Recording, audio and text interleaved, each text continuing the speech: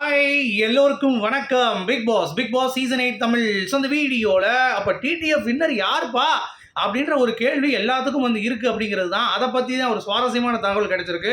So அதை தான் வந்து பார்க்க போகிறோம். ஸோ வீடியோக்குள்ளே போகிறதுக்கு முன்னாடி நம்ம சேனல் நீங்கள் புதுசாக இருந்தீங்கன்னா கண்டிப்பாக சப்ஸ்கிரைப் பண்ணிக்கோங்க. வீடியோ மறக்காமல் ஒரு லைக் பண்ணிக்கோங்க. இப்போ நம்ம வீடியோக்குள்ளே போகலாம். ஸோ எவிக்ஷன் வந்து பார்த்தீங்கன்னா புரட்டி போட்டுருச்சு. ஸோ அன்அஃபீஷியல் அப்படிங்கிறதும் உடஞ்சிருச்சு. அடுத்து வந்து பார்த்தீங்கன்னா ஏஆர்எம் கான்செப்ட் அப்படிங்கிறதும் நொறுங்க போகுது. ஸோ வேறு லெவலில் இந்த சீசன் வந்து பார்த்தீங்கன்னா ப்ரெடிக்டபிள் இல்லாத சீசனாக போயிடுச்சு. அது வரைக்கும் சந்தோஷம். ஏன்னா நிறைய பேர் ஓட்டிங் அப்படிங்கிறத வச்சு நம்ம வந்து பார்த்துட்டு போடுறோம்.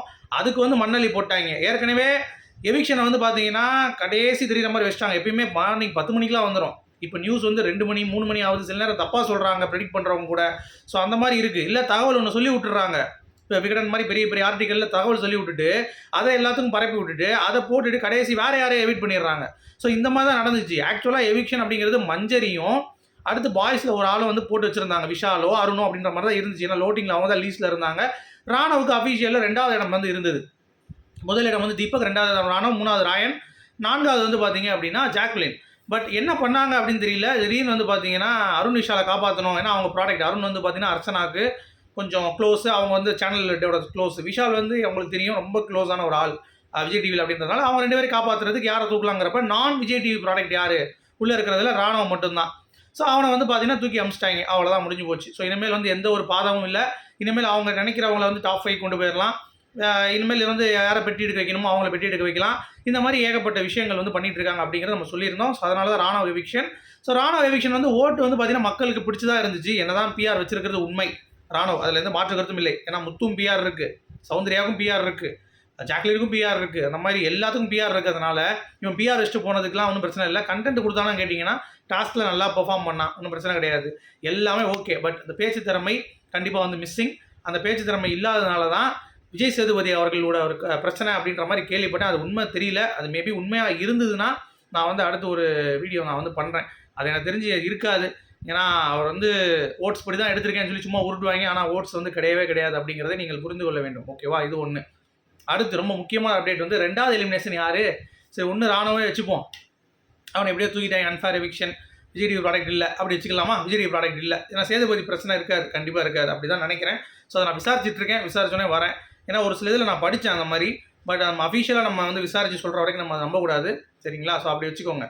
இப்போ 2வதாக நமக்கு வந்து தெரிய வேண்டிய விஷயம் வந்து யார் எவிக்ஷன் 2வது அப்படின்னு சொல்லி பார்த்தீங்கன்னா அது வந்து பவித்ராவா இல்லை மஞ்சரியா? பவித்ரா சேவ். ஒரு பிரச்சனையும் கிடையாது. சரியா? அதே மாதிரி வேக்கப் சாங் வச்சு டீகோட் பண்ணுறது இனிமேல் நடக்காது.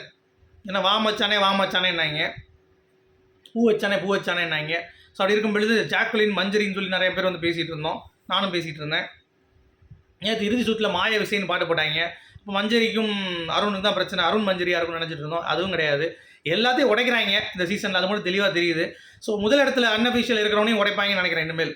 அதுதான் இப்போ லாஸ்ட்டாக உடைக்காத ஒரு விஷயம். அன்அஃபீஷியலில் முதல் இடத்துல இருக்கிறவனை எடுத்துகிட்டு அடுத்த இருக்கிறவங்க தான் டைட்டில் கொடுப்பாங்க அப்படின்னு நினைக்கிறேன். இப்போ ராணுவ எடுத்ததுனால ராணுவோடைய ஓட்ஸ் யாருக்கு போகுங்கிறது பெரிய கேம் சேஞ்சராக இருக்கும். அதுதான் வந்து கேமோடைய டெசிஷன் வந்து மாற்ற போகுது டைட்டில் வின்னருக்கு. ஓகேவா? சரி, டிக்கெட் டு ஃபினாலே யாருப்பா அப்படின்னு சொல்லி கேட்டிங்கன்னா ticket to finale most probably கேன்சல்டுங்க. சரி, அதுதான் நமக்கு வந்து வருது நியூஸ். டிடிஎஃப் வின்னரே கிடையாது, அப்படியே வந்து முடிச்சிட்டாங்க. ஏன்னா முத்துக்குமரனுடைய அந்த பிளே டிஸ்கஸ் பண்ணப்பட்டிருக்கு. குரூப் வச்சு அலையன்ஸ் வச்சு அவரை வந்து போட்டு அடிச்சிருக்காங்க. அப்போ ரயானையும் வந்து ஒரு தாக்கியிருக்காங்க. தாக்கிட்டு டிக்கெட் டு ஃபினாலே யாருக்கு கொடுத்தாங்க அப்படிங்கிறது தான் ஒரு ட்விஸ்ட்டு. அது வந்து கொடுக்காம போனதாக சில பேர் தகவல் சொல்கிறாங்க. சில பேர் இல்லைங்க எல்லாத்தையும் அடிச்சுட்டு ஒரு எச்சரிக்கை மாதிரி கொடுத்துட்டு ரயானுக்கே கொடுத்துட்டாங்க அப்படின்ற மாதிரி தகவல் வருது. இது 2ல் எது உண்மை அப்படிங்கிறது தெரியல. நானும் வந்து கேட்டுட்ருக்கேன்.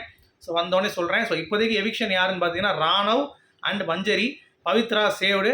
டிடிஎஃப் வின்னர் இப்போதைக்கு யாரும் கிடையாது. மேபி அடுத்த ஏதாவது அப்டேட் வந்துச்சுன்னா கண்டிப்பாக நான் வந்து சொல்கிறேன். ஸோ இதுக்கு தான் நான் உங்களை வந்து சந்திக்க வந்தேன்.